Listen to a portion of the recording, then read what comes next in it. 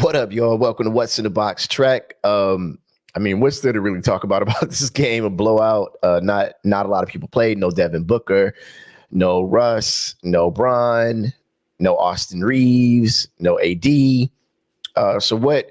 We'll look for some silver linings in this, but really, Phoenix is too good of a team at the end of the day to be beat by the Lakers if they're playing all their starters, and they seem to kind of use this as a rhythm game, especially for Chris Paul.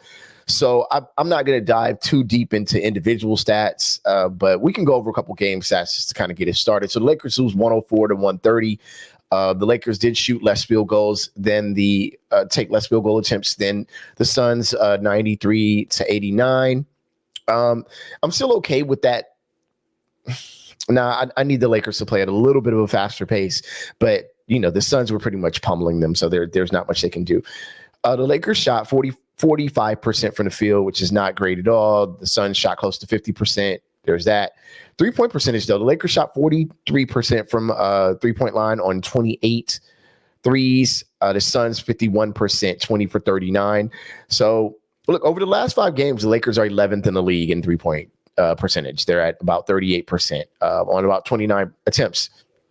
Who could be upset with that? They're 3-5 over those, or 3-2 over those last 5 games. I don't mind the Lakers shooting under 30 attempts, around 40%, and nobody's going to be upset with that. The key here is just to not get over 30 attempts. You didn't have Bron on the floor, so you had, kind of less of those wild 3-pointers, no Russ on the floor, less of those weird, kind of raggedy, pointless 3-pointers that they shoot. But this is a good sign for the role players that the role players are actually capable of hitting some open threes if given the opportunity. So free throw percentage, the Lakers shot 82%. No Bron, no Russ. Higher shooting percentage. There's that too. They were out rebounded 51-38. Offensive rebounds, of course, they lost that battle 15-10, which led to them losing the second chance point battle 20-11. That's not really your difference in the game. Your difference in the game comes here. Turnovers. The Lakers had 15 turnovers and they gave up 22 points off of turnovers. They did lead in fast break points, which is weird, isn't it? But either way, the Lakers gave up 22 points off of turnovers. So, the Lakers are still 12th in the league in total turnovers. Look, you just weren't going to win this game. I called a loss even with Bron and Russ. I assume Russ was going to be playing and Bron wasn't. Either way, I kind of called a loss. But the silver lining here for me, 100% is Dennis Schroeder. He has to stay aggressive even when Bron's on the floor. Look, right now, Dennis Schroeder's averaging 10 points on 43% shooting. I really didn't look at his career average, but what I know of his game, I think he's better than that, straight up and down. He's better than that. So what we can get from Dennis Schroeder would be beneficial if Dennis Schroeder remains aggressive, remains kind of on point with attacking the basket, drawing in the defense, and really making better decisions with the ball, because there were a lot of poor decisions made with the ball. Scottie Pippen Jr. got a shot after being G League Player of the Month, I believe, Player of the Week or Player of the Month. Didn't look great. Didn't look great. Kind of forced a lot of things. Didn't really force the defense to react.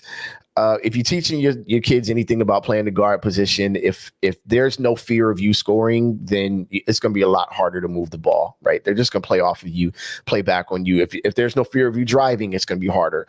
If you look at, again, the players that but you guys don't tend to like Russell Westbrook, one of the things that Russ does is he forces action, right? He forces you to make a decision as he drives to the basket, and then he gets to make decisions.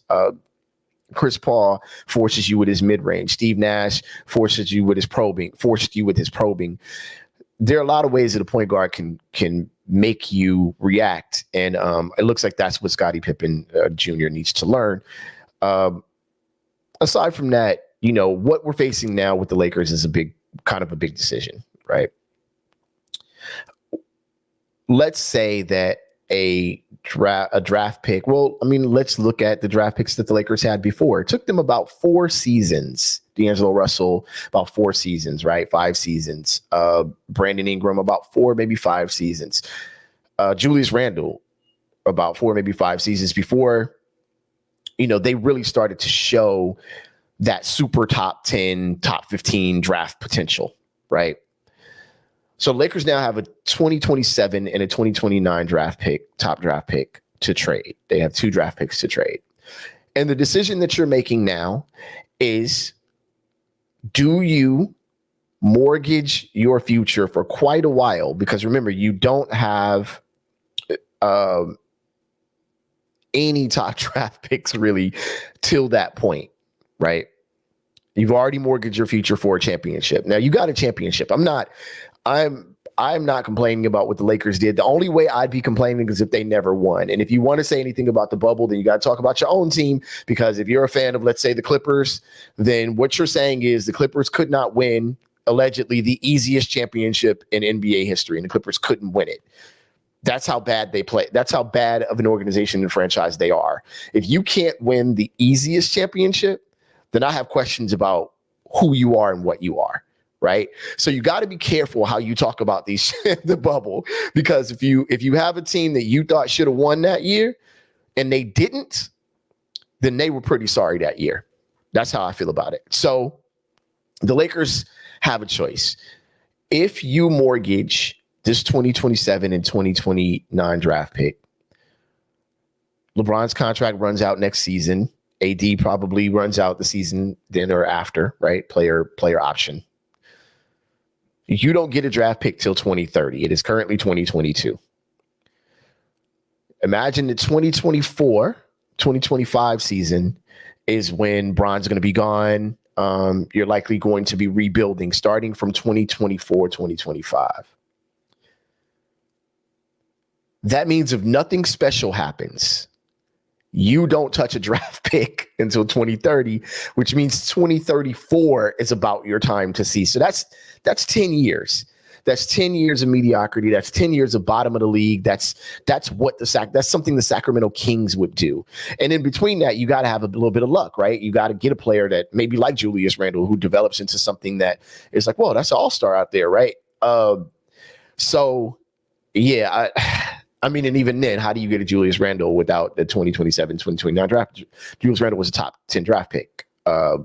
So you're really looking at hoping to get a Jokic or somebody in the second round that turns out to be amazing. I just feel like it's a hard decision, because this next pickup has to be, and I know I'm droning on here, but if you're going to trade these draft picks, man, it has to be for somebody that can help you win a championship. And if AD is officially injured for a fair amount of the season. Now, after this Christmas game, you have a string of games that will, if you play well enough and health holds up, will keep you in that top conversation. I'm talking fourth place here with the string of games. Orlando's playing excellent, I know, but the Lakers should be able to go on another one of those 8-2, 7-3 runs to put themselves into the above 500 conversation after this Dallas game, especially if they win these next two games, which I think they're banking on. That's Sacramento and Charlotte.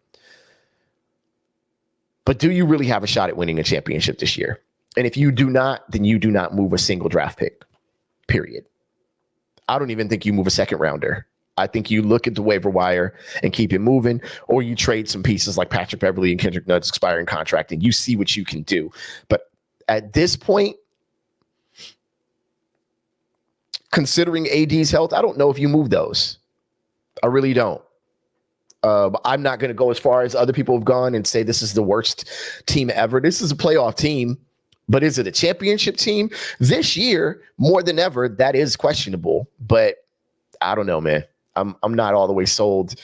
Unless AD is fully healthy, I'm not all the way sold. And with AD fully healthy, I think you have a better shot than most people are giving you. So that is really the question as you start thinking about moving these draft picks. What is AD health-wise? I don't know. We'll see. But that's where I'm at. What's in the box, Trek, man? Thank y'all for tuning in. I will catch y'all. Let's see. They play again tomorrow. So I'll catch y'all on Thursday. All right. I'll holler at y'all. Peace.